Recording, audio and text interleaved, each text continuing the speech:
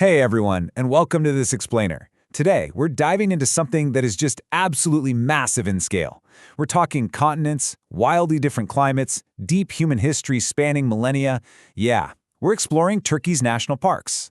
If you're the kind of person who geeks out over how geography literally shapes human history, or how totally isolated ecosystems spawn bizarre species found nowhere else on Earth, you are gonna love this.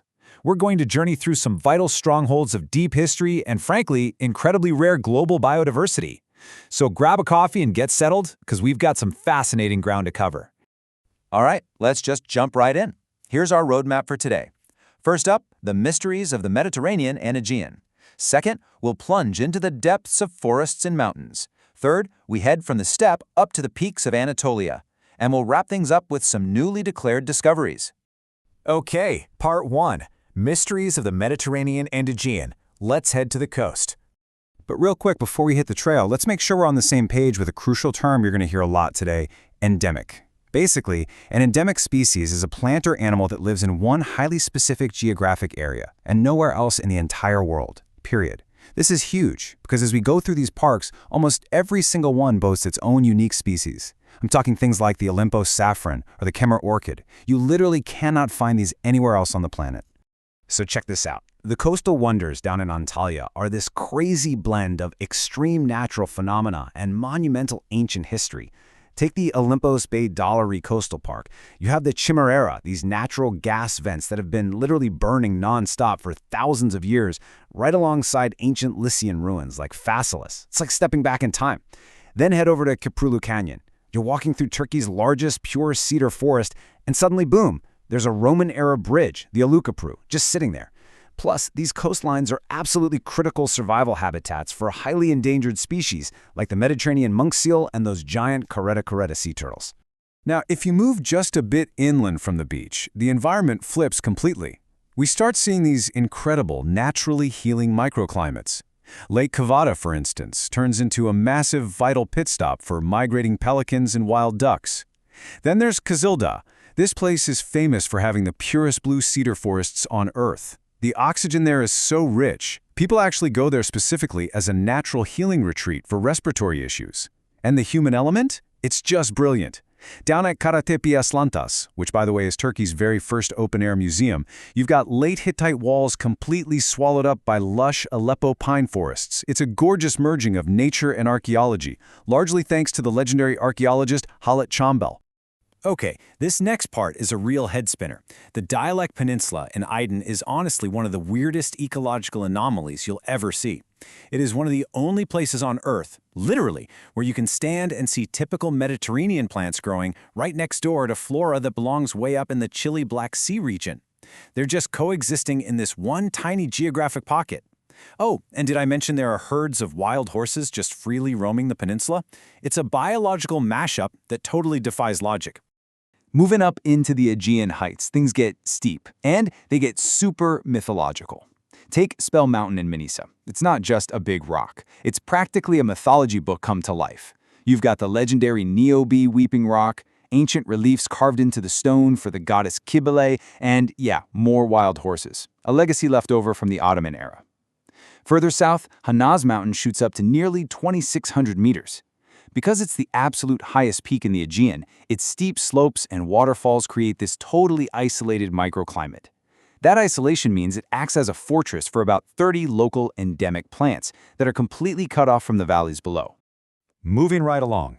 Section 2. Depths of forests and mountains. Let's get into the heavy timber.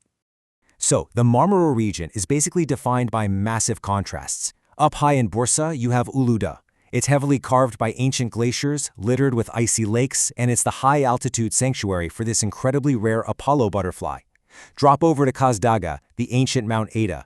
Get this, according to ancient lore, this is the exact spot of the world's very first beauty pageant, which honestly kind of makes sense when you consider it's famous for having some of the highest oxygen levels on the entire planet. Talk about a glow-up. But then, the region takes a very sharp, very solemn turn. Gallipoli or Gallipoli. This area is a profound, deeply moving historical monument to the devastating 1915 World War I military campaign. The trenches, the monuments, the sunken ships, it's nature preserving a very heavy human tragedy. Look at this comparison because it perfectly captures the extreme biological whiplash of Turkey's geography. On one hand, right at sea level, you have the Ignata floodplain forests. This is Europe's largest flooded forest, totally flat, and an absolute superhighway for migrating birds. But then, shoot over to the Black Sea region into the Kachkar Mountains. Now we're in the extreme alpine. It's the rainiest, most humid mountain ecosystem in the country. It's got massive glacial valleys and is the exclusive home in Turkey to the endemic Caucasian grouse. From sea-level swamps to frozen peaks, the sheer range is just staggering. As we push deeper into these dense Black Sea parks, you really start wondering, how does nature so beautifully absorb human history? I mean, picture the Altındere Valley. There, clinging impossibly to a sheer cliff face, surrounded by a dense, dark spruce forest, is the 4th century Sumela Monastery. It literally looks like it's growing straight out of the rock. Then you have the Yedi Gölü, or 7 lakes, created by ancient landslides, and blanketed by one of the most vibrant, diverse leaf canopies in the whole country. And you absolutely cannot skip the Kure Mountains. This huge karstic rock system actually earned Turkey's first Pan-Park certification. It hides some of the world's deepest canyons and serves as this crucial, heavily protected wildlife corridor for things like wild lynx and otters. Let's shift gears again. Section 3, From Steppe to Peaks, Anatolia. The really crucial takeaway for this region is how these central Anatolian parks act as these perfectly isolated havens, both for humanity and for nature. Look at the Göreme Historical Park. It's a UNESCO site famous for its fairy chimneys. Those bizarre volcanic rock formations literally became physical safe havens for early Christians, who carved entire hidden churches right into the stone. On the wildlife side, take Soksu National Park. It's like this green, relic forest island just floating in the middle of a vast, dry steppe. It acts as a fortress for the massive and highly protected black vulture. And speaking of crazy geology, in Aladalar, which is basically ground zero for Turkish alpinism, you have the Kapuzbaşı waterfalls. These things don't just flow, they aggressively burst straight out of the solid, vertical mountain rock. It is wild to see. 300! Just wrap your head around that. Almost 300 different species of birds rely on the Sultan Sazlula wetland in Kayseri. Sitting right there beneath the towering snowy shadow of Mount Erciyes, this Ramsar-protected wetland is a total biological powerhouse. Because it perfectly mixes fresh and saltwater ecosystems, it supports a staggering volume of flamingos, cranes, herons, you name it. It is a globally vital pit stop for breeding and migration. As we push further east, the altitudes get extreme, but so does the history. In the Munzur Valley, you have these incredibly holy karstic springs feeding an ecosystem so diverse it has its own endemic species, like the Tunceli garlic. Then there's Mount Nemrut, another UNESCO heavyweight. You hike up to a 2,150-meter summit and boom, you're staring at King Antiochus's colossal stone statues of ancient gods. It's easily one of the most mind-blowing open-air temples on Earth. And over in Sarıkamış, rare pure Scots pine forests are somehow surviving at a punishing 2,500 meters. These silent, freezing plateaus are also the site of another incredibly tragic World War I military campaign. And all of this geographic intensity builds up to one absolute climax, 5,137 meters. That is the peak altitude of Ağrı, better known as Mount Ararat. It is the absolute highest summit in Turkey and Europe. Crowned by this massive, permanent ice cap, it doesn't just dominate the landscape, overlooking alpine flora and dry, desert-like foothills. It dominates human mythology as the legendary resting place of Noah's Ark. All right, take a breath. We've scaled the highest peaks. We've waded through ancient floodplain forests. But it kind of makes you wonder, right? With a landscape this ancient and this vast, are we actually done discovering it? So what are Turkey's newest natural heritages?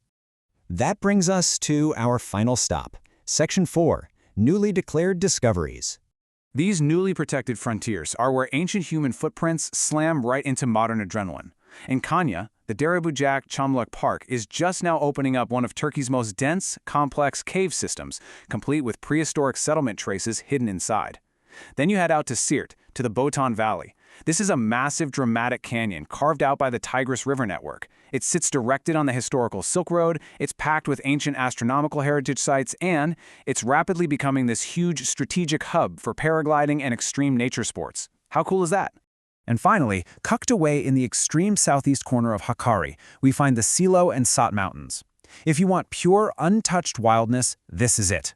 We are talking about the absolute harshest topography in the entire Alp-Himalaya fold system. The Uludork Peak scrapes the sky at over 4,100 meters, surrounded by massive, still-active glaciers and deep crater lakes. It is an unblemished sanctuary. It's home to the super-rare endemic Hakkari inverted tulip, brown bears, the Caucasian lynx, and, get this, recent trace records of leopards.